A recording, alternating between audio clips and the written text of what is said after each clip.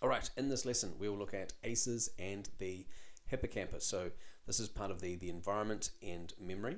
ACEs being the environmental factor. We saw in the last lesson how a simple study shows that the more ACEs you have, the more memory problems you have. And here we're going to explain that by looking at the effect it has on the hippocampus.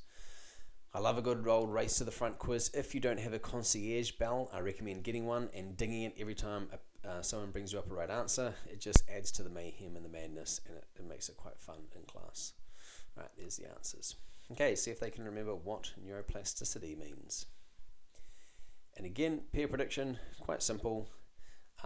Can they fill in the blanks here? I would hope they'll be able to. This should, right? ACEs cause chronic release of this hormone.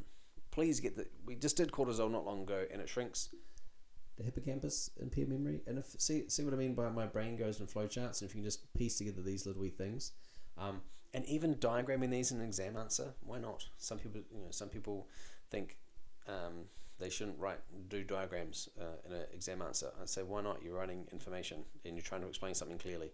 As long as you also put it in a paragraph form, great. All right, if you know me, you know I love this activity. There are 3 sections of work,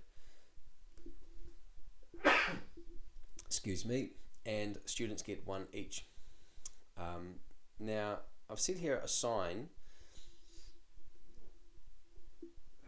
excuse me. I think the key study would be the hardest, abuse might be the easiest, and neglect is in the middle. So if you want an ability group ahead of time, you can do that.